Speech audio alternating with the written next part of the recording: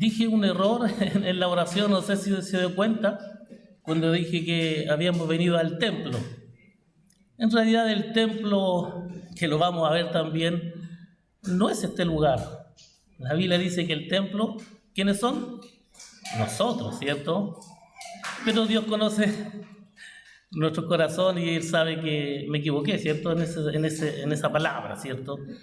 En este edificio quise decir.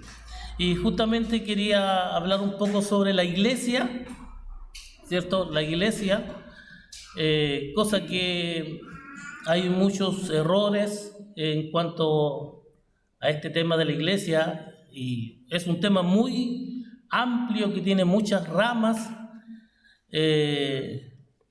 y obviamente por el tema no se alcanza a hacer todo, pero vamos a ver solamente algunas cosas, ¿cierto? Dado el tiempo que tenemos, ¿cierto? Lo primero es ver una definición de qué es la iglesia, una definición que es la iglesia. Muchos conocen a lo mejor qué es la iglesia, pero la iglesia es la comunidad de todos los verdaderos creyentes, de todos los tiempos. Amén. De todos los tiempos, no es de ahora solamente, sino que de todos los tiempos es la comunidad de todos los verdaderos creyentes de todos los tiempos. Esta definición entiende a la iglesia constituida por todos los salvados, todos los creyentes, todos aquellos que han puesto su fe en Jesucristo, ¿cierto? Y tienen salvación, tienen vida eterna, ¿cierto? Por lo tanto, la iglesia no es un lugar, no es un edificio físico. En este lugar se reúne la iglesia, en los edificios, ¿cierto? Este es un edificio, este es un lugar físico, una construcción. Entonces en este lugar se reúne el templo del Espíritu Santo, que somos nosotros. La iglesia somos todos nosotros reunidos, ¿cierto? Tampoco la iglesia es una denominación en particular, como la iglesia bautista, la iglesia católica, la presbiteriana, la mormona. No, esas son denominaciones, ¿cierto? Pablo dice: Cristo amó a la iglesia y se entregó a sí mismo por ella, ¿cierto? Y Cristo no murió por un edificio, Cristo no murió por una denominación, aunque algunos dicen que ellos son los únicos, ¿cierto? Pero Cristo murió no por la iglesia Testigo de Jehová o la mormona, ni por la adventista, sino murió por todos aquellos que ponen su fe en Jesucristo. Aquí el término la iglesia se usa para aplicar a todos aquellos por quienes Cristo murió, para redimirlos, todos los salvados, ¿cierto?, en el derramamiento de su sangre, ¿cierto? Por eso debe incluir a todos los creyentes de todos los tiempos, tanto creyentes de la edad del Nuevo Testamento como creyentes de la edad del Antiguo Testamento, por igual. Cristo no murió en la cruz del Calvario para salvar una denominación, un edificio, como dije antes. Cristo murió para salvarte a ti y para salvarme a mí. Amén. Jesucristo mismo edifica a la iglesia llamando a las personas a sí mismo. Él prometió, ¿cierto? Un versículo muy conocido. Él dijo que yo edificaré, dice, mi iglesia, ¿cierto? Ahí está en Salmos. Vamos a leer este versículo juntos. Mateo 16, 18, si me acompaña. Mateo 16, 18.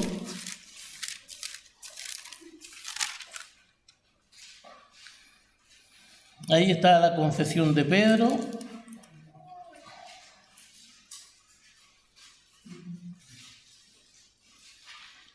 Y dice, el versículo 18 dice: y yo también te digo que tú eres Pedro, y sobre esta roca edificaré, dice ahí, mi iglesia, y las puertas del Hades no prevalecerán contra ella. Entonces la iglesia es edificada por Jesucristo, que es su iglesia. ¿Amén? La iglesia es de Jesucristo. Él dice, mi iglesia. Entonces, Cristo mismo entonces es el encargado, por decirlo de una manera. Él es el que edifica la iglesia. Él lo hace a través de dones, ¿cierto? Y de su palabra. Y Lucas, con todo cuidado, nos dice que el crecimiento de la iglesia no vino solo por un esfuerzo humano, o que viene de un esfuerzo humano, sino que, como dice Hechos 2:47, sino que el Señor añadía, ¿cierto? El Señor añadía cada día a los que iban a ser salvos. ¿Amén? Y en Hechos 2:47 dice, alabando a Dios y teniendo favor con todo el pueblo, y el Señor añadía cada día a la iglesia los que habían de ser salvos. Este proceso por el que Cristo edifica a la iglesia es simplemente una continuación de un patrón que podemos ver, ¿cierto? Y que Dios ha establecido en el Antiguo Testamento, por el cual Dios llama a las personas a sí mismo. Dios llama a las personas a sí mismo para que sean una asamblea, para que sean un grupo de personas, ¿cierto? Los reúne para a sí mismo, para que lo adoren, para que sean una asamblea, una eclesia, como se dice en el Nuevo Testamento, que adora a Él. Hay varias indicaciones en el Antiguo Testamento en que Dios pensaba de su pueblo como una asamblea, un pueblo reunido con el propósito de adorarle a Él, adorar a Dios. Cuando Moisés le dice al pueblo que el Señor le dijo, reúneme al pueblo para que yo les haga oír mis palabras, las cuales aprenderán para temerme todos los días que vivieren sobre la tierra y las enseñarán a sus hijos. Deuteronomio 4:10, ahí donde Dios le dice a Moisés, ¿cierto? Que junten al pueblo, se junten ahí, en uno solo ahí, para que Él les enseñara la palabra, los mandamientos, ¿cierto? Esa misma idea se ve en el Nuevo Testamento con respecto a la iglesia. No es entonces sorprendente ver que los autores del Nuevo Testamento pueden hablar del pueblo de Israel en el Antiguo Testamento como una asamblea, ¿cierto? Por ejemplo, Esteban estaba hablando de Israel en el desierto como una asamblea, como una iglesia en el desierto. Hechos 7:38.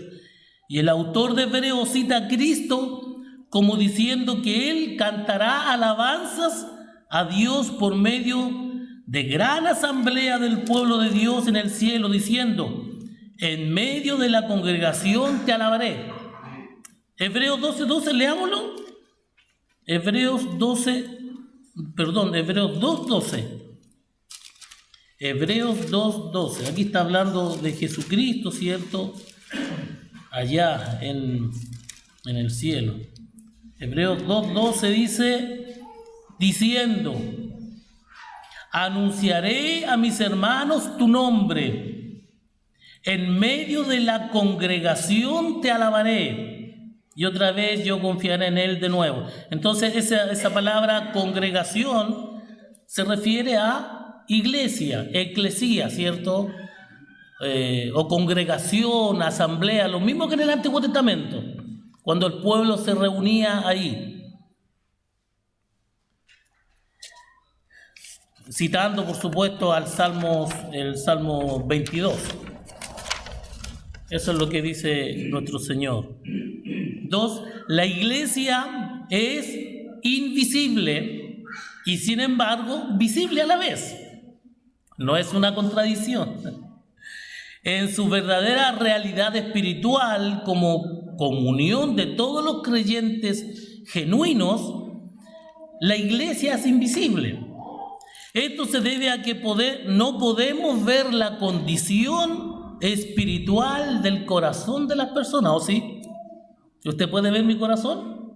¿Yo puedo ver su corazón? No, entonces no podemos ver en realidad si usted es cristiano o no, ¿cierto? Podemos ver algunas cosas que usted asiste a la congregación. La condición espiritual del corazón no la podemos ver. Podemos ver los que asisten externamente al templo y podemos ver evidencias externas de cambio espiritual interno, pero no podemos ver en realidad, ver el corazón de las personas y su situación espiritual. Solo Dios puede ver esto. ¿Ven? Solo Dios. Por eso Pablo dice, conoce el Señor a los suyos. En 2 Timoteo 2:19. ¿Se acuerda cuando Jesús también decía, yo conozco mis ovejas, ¿cierto? Y mis ovejas me conocen. Entonces, y no es un conocimiento de vista, ¿cierto? Sino que ahí está hablando del interior de la persona. ¿Qué es lo que hay en el corazón? Entonces, conoce el Señor a los suyos. Incluso en nuestras propias iglesias y nuestros barrios, solo Dios sabe con certeza y sin error quiénes son verdaderamente creyentes. Hablando de la iglesia como invisible, el autor de Hebreos habla de la congregación, o la asamblea, literalmente iglesia, de los primogénitos inscritos en el cielo. Hebreos 12:23, y dice que los creyentes del día presente se reúnen con esa asamblea en la adoración. Entonces podemos ver la siguiente definición: la iglesia invisible es la iglesia como Dios la ve, ¿cierto? La iglesia como Dios la ve. Dios ve el interior de la persona, el corazón. Ahí Dios ve quiénes son realmente, quiénes son sus hijos. Y a Él no lo podemos engañar, ¿ah? Porque nosotros podemos venir, podemos demostrar, podemos cerrar nuestros ojos al alabar al Señor, podemos estar en todas las reuniones, pero Dios conoce realmente mi corazón y Dios conoce su corazón. Y sabe quiénes son y los que no son. Por otro lado, la verdadera iglesia de Cristo ciertamente tiene un aspecto visible por igual. Podemos usar la siguiente definición: la iglesia visible es la iglesia según los creyentes la ven en la tierra, según como nosotros vemos. En este sentido, la iglesia visible incluye a todos los que profesan a Cristo y dan evidencia de fe en sus vidas. En esta definición, no decimos que la iglesia visible es la iglesia como cualquier persona del mundo, tal como un no creyente la ve o pudiera verla, sino que queremos hablar de la iglesia como la perciben los que son genuinamente creyentes y tienen una comprensión de la diferencia entre creyentes y no creyentes. O sea, como los verdaderos discípulos, los verdaderos creyentes pueden ver a las personas. Y es por eso que nosotros podemos ver una persona que profesa a Cristo públicamente, que es fiel y que quiere bautizarse. Entonces, como vemos nosotros eso, entonces se bautiza, la bautizamos, ¿cierto? Entonces la iglesia visible es la iglesia como los creyentes, como nosotros, los podemos ver, ¿cierto?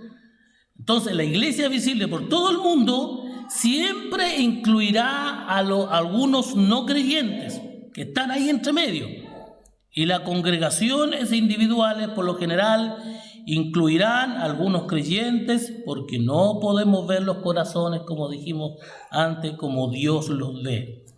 Por ejemplo, Pablo habla de Himeneo y Fileto, dice que se han desviado de la verdad y que así, dice, trastornan la fe de algunos. Y eran personas que estaban ahí. Pero él tiene la confianza de que el Señor, nuevamente, el Señor conoce a los suyos. Pablo dice con tristeza, porque Demas me ha desamparado, amando a este mundo, y se ha ido a Tesalónica. Entonces, cuando reconocemos que hay no creyentes en la iglesia visible, está el peligro que podemos llegar a ser demasiado suspicaces, demasiado desconfiados y podemos equivocarnos en algunas decisiones. Podemos empezar dudando de la salvación de muchos verdaderos creyentes y por ello produciendo gran confusión en la iglesia. Calvino advirtió contra este peligro diciendo que debemos hacer un juicio misericordioso, cosa que muchas veces nos falta.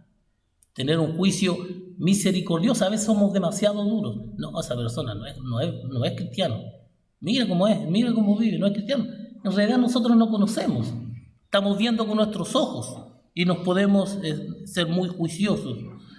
Porque el que reconocemos como miembro de la iglesia a todos los que por profesión de fe, eso es lo que vemos nosotros, cuando hace una profesión de fe o por ejemplo de vida, y al participar de los sacramentos, ¿cierto?, profesan al Dios mismo y a Cristo como nosotros.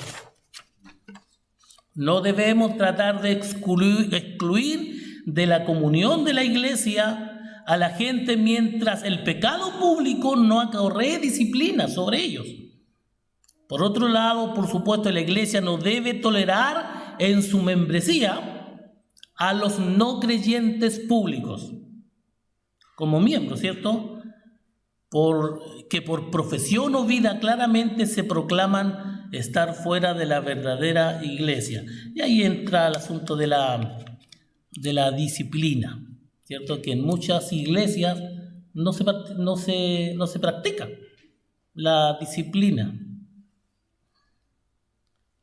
El otro punto es la iglesia es local y universal.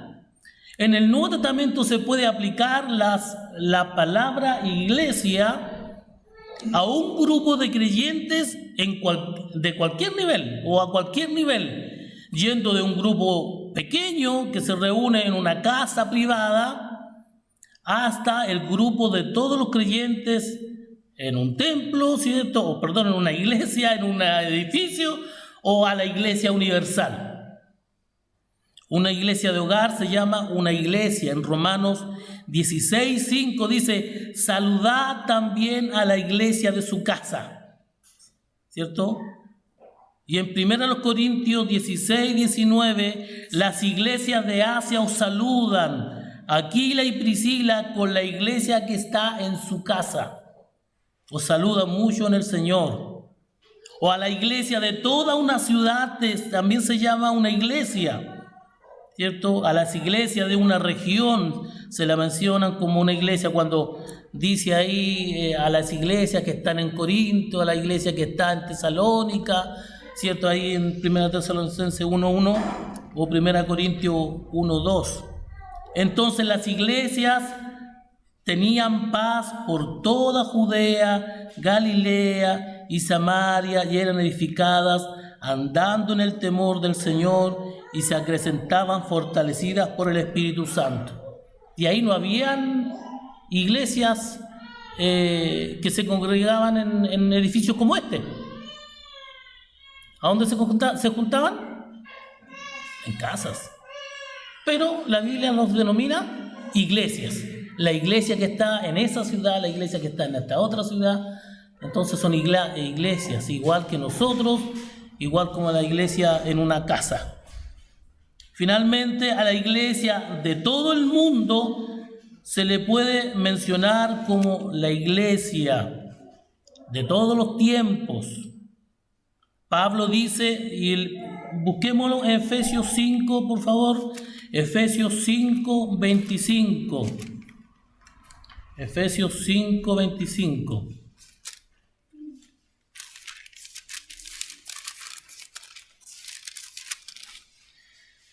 Efesios 5:25 dice así: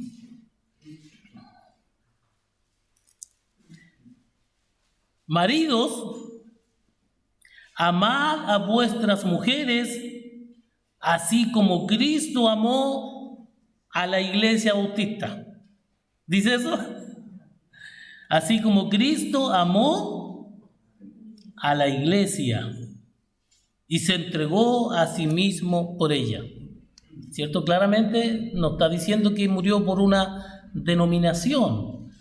por una iglesia en particular, una iglesia local, sino que aquí está hablando a la iglesia cristiana de todos los tiempos, ¿cierto? La de ahora, la del año pasado, la del tiempo de Jesús, está hablando y está incluyendo a todos los cristianos. La iglesia universal. Y dice, 1 Corintios, si me acompaña, 12, un versículo muy conocido.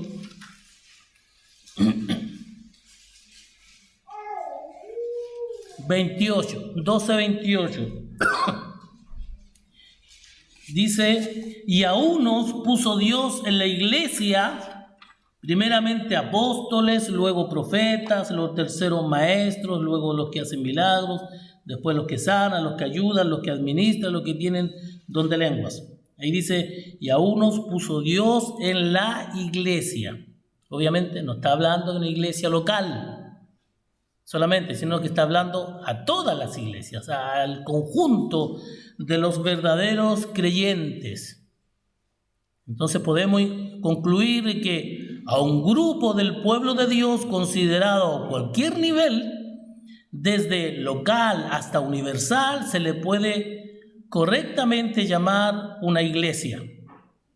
No debemos cometer el error de decir que solo una iglesia que se reúne en casas expresa la verdadera naturaleza de la iglesia, o que solo una iglesia considerada a nivel de ciudad se le puede apropiadamente llamar una iglesia, o que solo la iglesia universal se le puede llamar apropiadamente por el nombre de iglesia.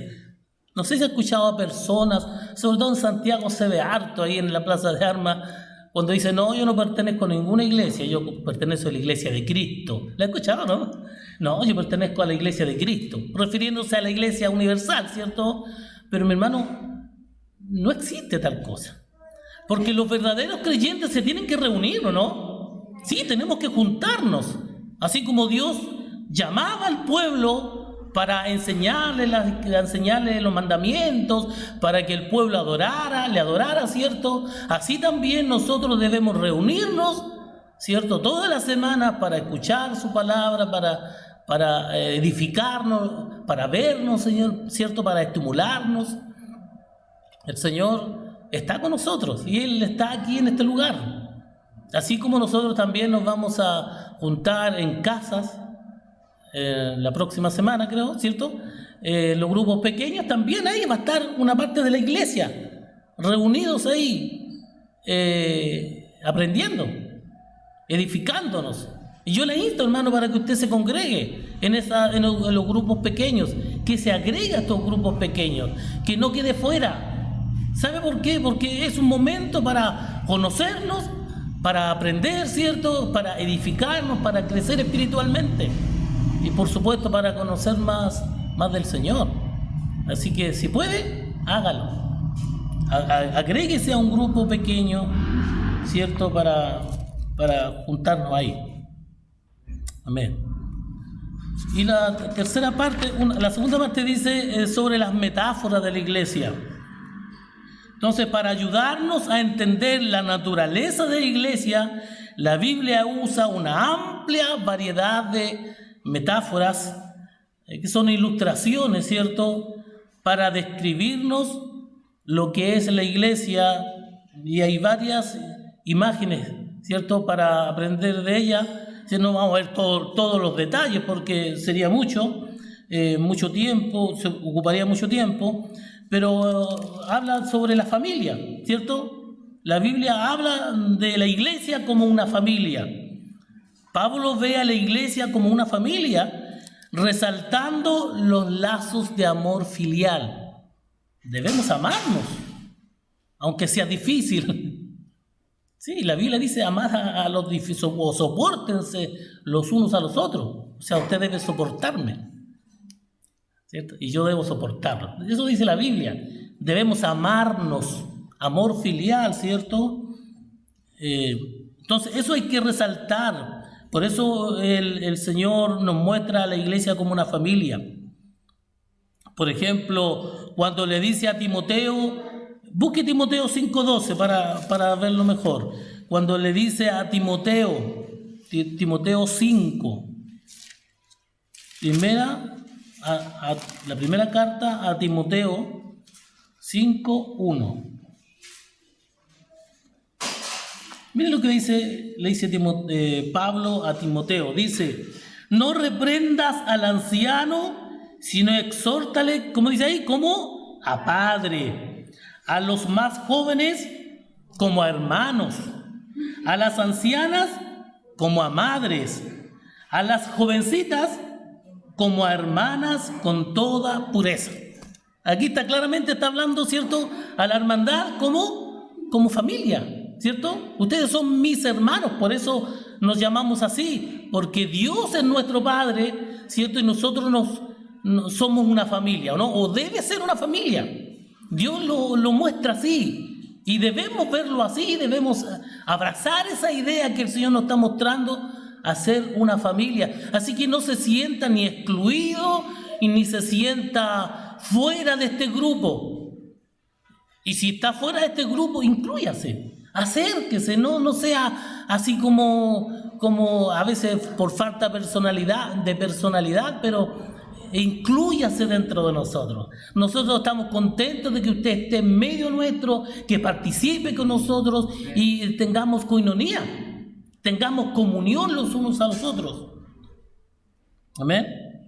Dios es nuestro Padre, dice Efesios 3:14, y nosotros somos sus hijos e hijas, porque Dios nos dice, yo seré un padre para ustedes, y ustedes serán mis hijos y mis hijas, dice el Señor Todopoderoso.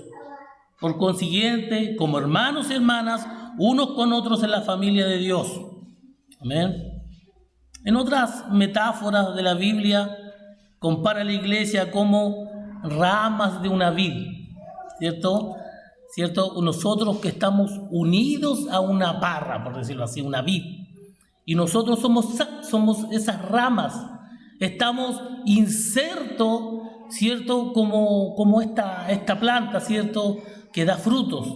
Entonces el Señor nos compara como una rama a la vid. Juan 15:5, acompáñeme ahí. Juan 15:5, nos vamos a ahondar mucho en estas imágenes, ¿cierto? Juan 15:5 dice así.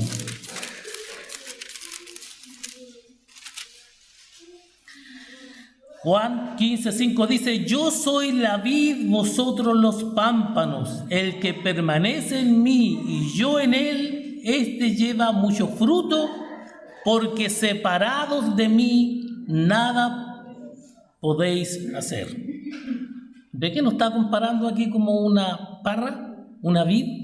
¿Cierto? Nosotros somos las ramas, ¿cierto? Dicen pámpano, pero se refiere a las ramas, ¿cierto? Nosotros somos una vid, unas ramas ahí junto a la vid. También nos compara como un olivo en Romanos 11.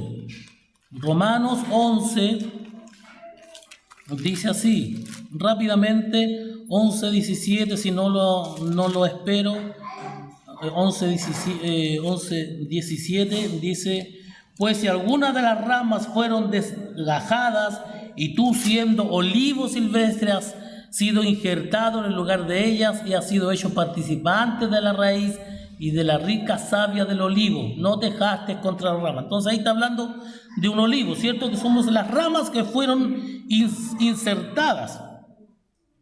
Amén. También habla de la iglesia como un campo de cultivo. ¿Se acuerdan cuando Pablo dice, Apolo regó, Pablo sembró, pero el crecimiento lo da el Señor, ¿cierto? Entonces también es como un campo de cultivo. Ahí en 1 Corintios 3, primera carta a los Corintios 3:6, nos dice así,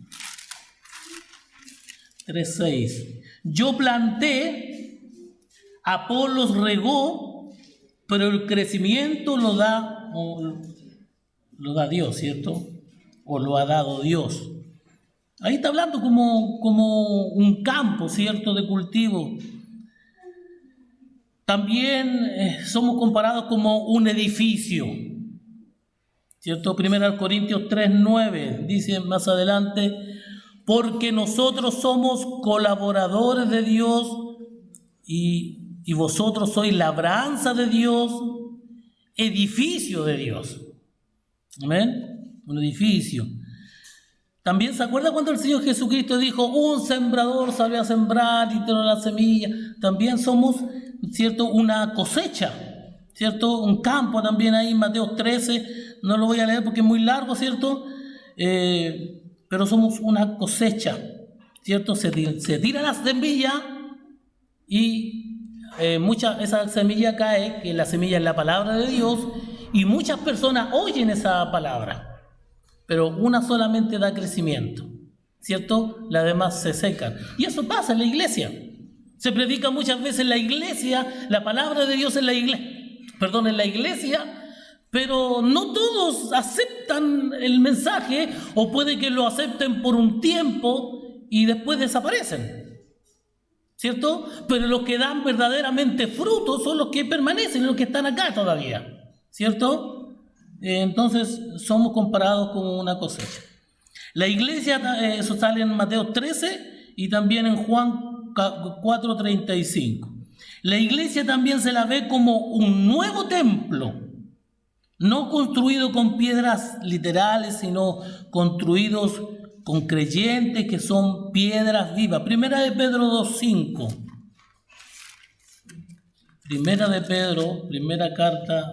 Primera carta de Pedro 2:5 dice, vosotros también, voy a leer el 2:4, acercándoos a él piedras vivas, desechadas ciertamente por los hombres, mas para Dios escogida y preciosa. Vosotros también como piedras vivas, sed edificados como casa espiritual y sacerdocio santo para ofrecer sacrificios espirituales aceptables a Dios por medio de Jesucristo. Somos un templo. Por eso decía que yo me había equivocado cuando dije que habíamos llegado al templo. En realidad, este es un edificio, los templos somos nosotros. Es en nuestra vida, en nuestro cuerpo, que el Espíritu Santo mora, dice la Biblia, ¿cierto? Somos templos del Espíritu Santo, el verdadero templo. Después, cuando nosotros nos vamos, el Señor se va con nosotros, el Señor no queda aquí, ¿cierto? El Señor no queda aquí.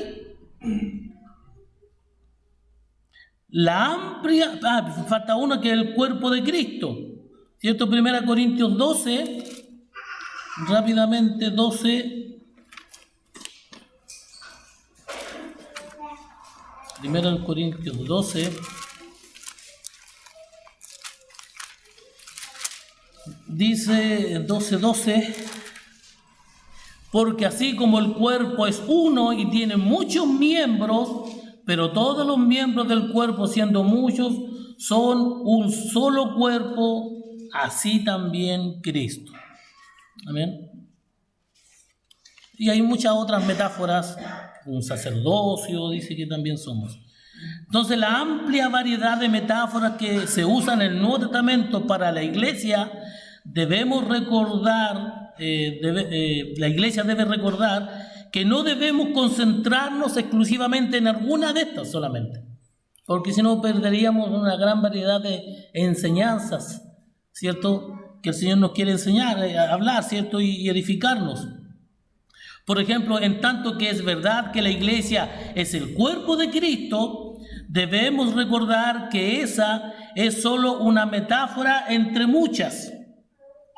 Si nos concentramos exclusivamente en esta metáfora, con toda probabilidad nos olvidaremos de que Cristo es nuestro Señor, que reina en el cielo, tanto como el que mora entre nosotros. Cada una de las metáforas que se usan para la iglesia puede ayudarnos a apreciar más las riquezas del privilegio que Dios nos ha dado al incorporarnos a la iglesia. No es cualquier cosa que usted se agregue a la iglesia. Si no lo ha hecho, hágalo. Puede hacerlo a través del bautismo, ¿cierto? Y ahí se le va a enseñar qué es el bautismo y se va a comprobar una evidencia, ¿cierto?, de que si usted es realmente hija del Señor y tiene la salvación. Pero usted se puede agregar a la iglesia. Dios quiere eso. Amén, a la iglesia local. A lo mejor es cristiano y pertenece a la iglesia universal, ¿cierto? Que es salvo y el Señor, a lo mejor si muere usted se va con el Señor. Pero debe pertenecer a una iglesia local. El hecho de que la iglesia es como una familia debe aumentar nuestro amor y compañerismo unos con otros, ¿sí o no? Sí, debe aumentar ese compañerismo y amor entre nosotros. El pensamiento de que la iglesia es como la esposa de Cristo debería estimularnos a procurar conseguir una mayor pureza y santidad y también mayor amor por Cristo y sumisión a Él. La imagen de la iglesia como ramas de una vid debe hacernos descansar en Él más completamente y por supuesto a depender de Él solamente para llevar frutos. Amén. Debemos depender del Señor. Amén.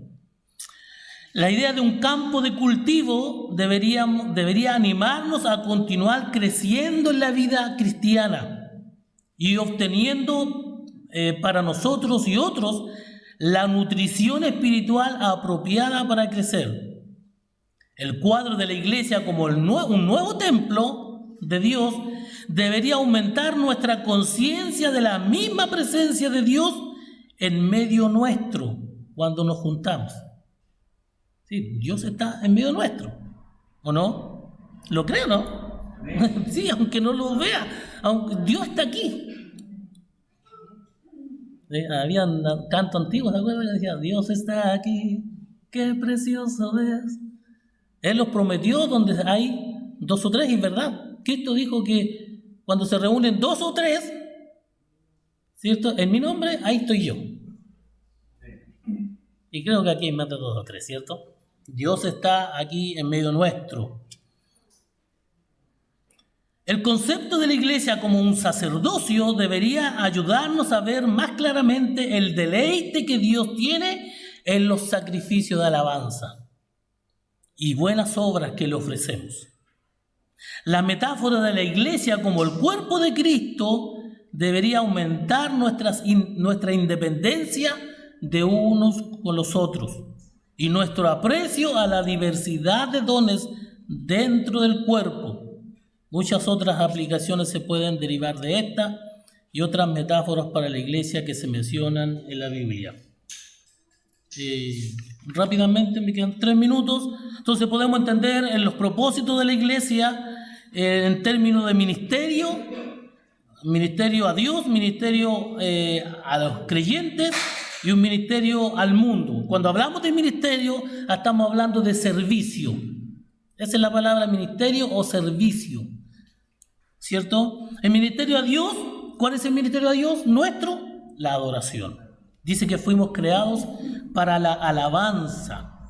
En Efesios 5, 6, 19 y en Colosenses 3, 16 dice, cantando con gracia en vuestros corazones al Señor con salmos, himnos y cánticos espirituales.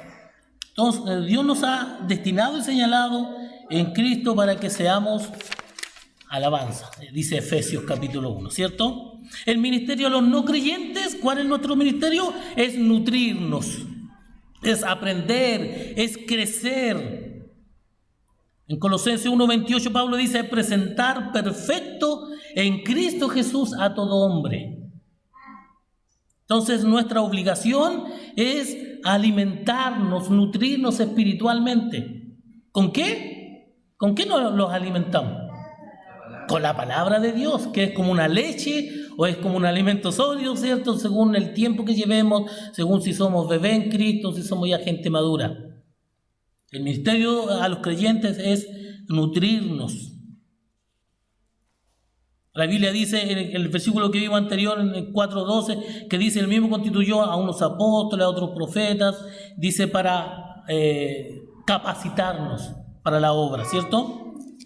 Y también el ministerio al mundo, ¿cuál es? La evangelización, ¿cierto? Predicar, ¿cierto? El evangelio, anunciar las buenas nuevas y predicar a aquellas personas que aún están en la oscuridad, aquellas personas que no tienen a Cristo en su corazón y lleguen a ser salvos y tengan la seguridad de que si algún día mueren, se van con el Señor.